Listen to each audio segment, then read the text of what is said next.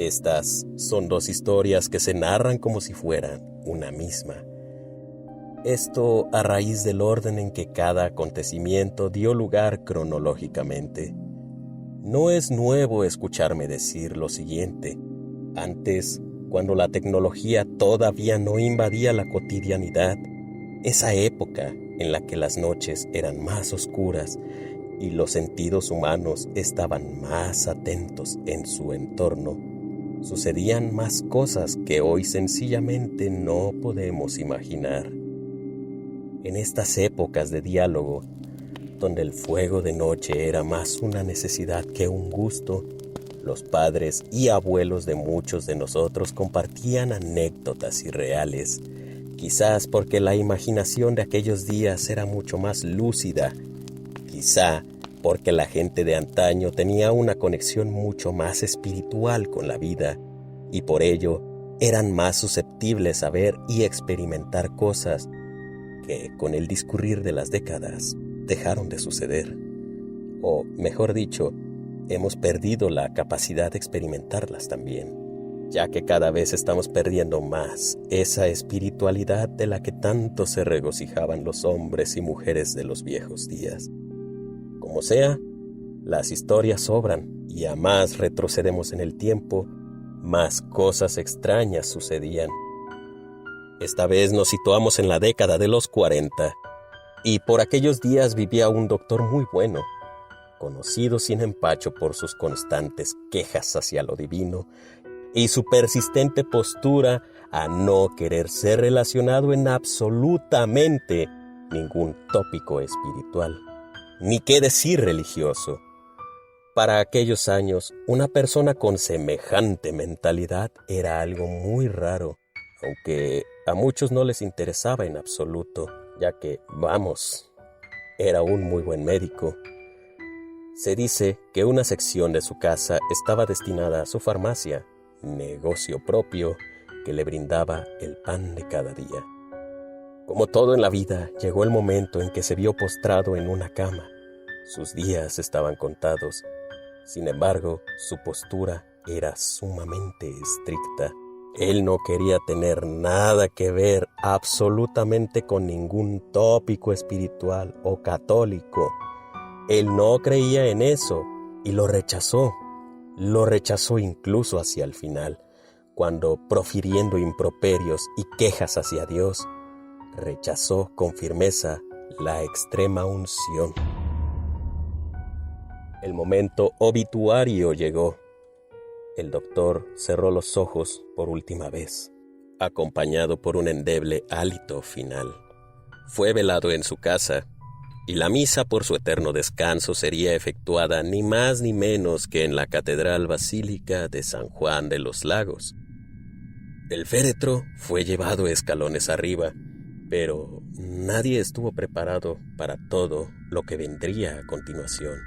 Momentos antes de cruzar el umbral del pórtico, el ataúd se volvió gradualmente más pesado, tanto que llegó el momento en que no pudo ser levantado por los presentes, como si el sarcófago se negase a entrar al santuario, o como si alguna presencia extraña, no le permitiese entrar. El acontecimiento en sí mismo fue suficientemente extraño, y al notar la negativa de que una fuerza inentendible volvía al ataúd inamovible, pero solo cuando la intención era meterlo al templo, eso sí, se optó por efectuar la misa en el atrio. La misa discurrió sin mayor novedad. Sin embargo, al final los presentes volvieron a recordar la incertidumbre y la razón de por qué la misa había sido efectuada al aire libre. El agua bendita fue preparada y esparcida, y por alguna razón las gotas que cayeron sobre el féretro hirvieron y se evaporaron. En palabras de los presentes, el agua chisporroteó. Alguien tocó la tapa de la caja. Esta se encontraba a temperatura ambiente. Otros tantos pasaron sus manos también, e inmediatamente quedó descartada la idea de que el agua se había evaporado, porque tal vez el material había absorbido demasiado calor del sol. Creyendo que todo quedaría ahí, se volvió a rociar el ataúd con agua bendita, y el resultado fue el mismo. Las gotas bailotearon sobre éste hasta evaporarse, como si hubiesen sido esparcidas sobre la superficie de una sartén puesta al fuego. Probablemente hubo silencio por parte de los espectadores, aunque los rostros de impresión e incredulidad debieron sobrar en aquel valle de atentas miradas. Acto seguido, el sahumerio fue preparado. El copal fue encendido dentro de catedral. La blanquecina nube de humo se alzó inmediatamente y se mantuvo abundante. El objeto, con la cadena repicando, fue entregado al padre, mismo quien al acercarse al sarcófago se percató de un detalle inquietante.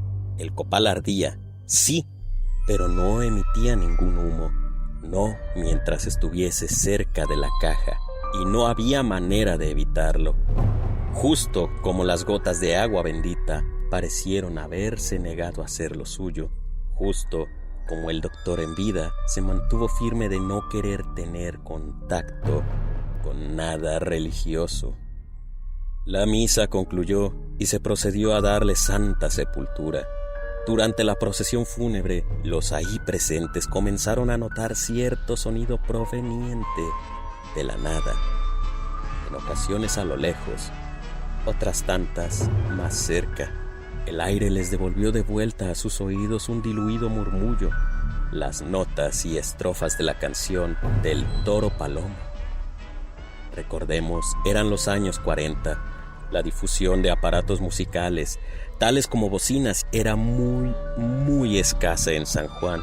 Además de que dichos objetos no eran pero en absoluto portátiles. Y no era como que estuviese tocando una banda para despedir al difunto, o ya siquiera en las cercanías. El camino al cementerio estaba solitario como siempre, y la canción pudo ser escuchada hasta que llegaron al cementerio.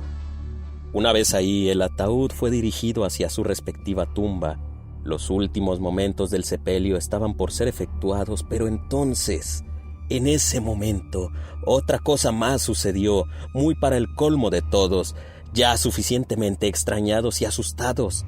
El ataúd, puesto sobre el agujero, se estaba negando a descender. Las correas habían sido destensadas, sí, y el peso de la caja empujaba hacia abajo. Sin embargo, no descendía mucho más que un par de centímetros, como si el objeto fuese más grande que el agujero, como si no embonase en este, cosa que, por cierto, no era así. Se intentó de un modo, luego de otro, y nada importó. Nada dio resultados. Las hijas del médico recordaron con más fuerza entonces que su padre en vida siempre rechazó todo lo divino y que su opinión de no acercarse a lo espiritual o católico era definitiva y estrictamente firme, como si fuese él mismo quien aún después de muerto exigiera respetaran su opinión, o ya sea como si alguna fuerza inimaginable le estuviese dando al hombre lo que él tanto exigió en vida. Una decisión fue tomada entonces. Otro agujero fue cavado en otro lugar, pero dentro del cementerio, sin ser bendecido, y el ataúd fue enterrado ahí, en una tumba sin placa ni nombre. Su propiedad, entiéndase, la farmacia y hogar, permanecieron abandonadas por mucho tiempo, y la estructura fue destruida y remodelada, permaneciendo como una obra negra por décadas más, hasta que alguien tomó la idea de restaurarlo todo otra vez para la creación de un hotel que a fecha de hoy todavía está ahí. Durante la construcción no fueron pocos aquellos los trabajadores que se quejaron de las cosas extrañas que acontecían ahí. Empleado que era contratado, empleado que era asustado por una extraña sombra negra. Los trabajadores que construyeron el hotel contaban que era fácil darse cuenta cuando la sombra estaba cerca, porque podía ser escuchado el repiqueteo tan característico de las botas con espuelas. Y aquellos que se atrevieron a voltear hacia la fuente del sonido concordaron en lo mismo. Aquella era una sombra con prendas similares a las de un charro y cuyo sombrero le cubría el rostro.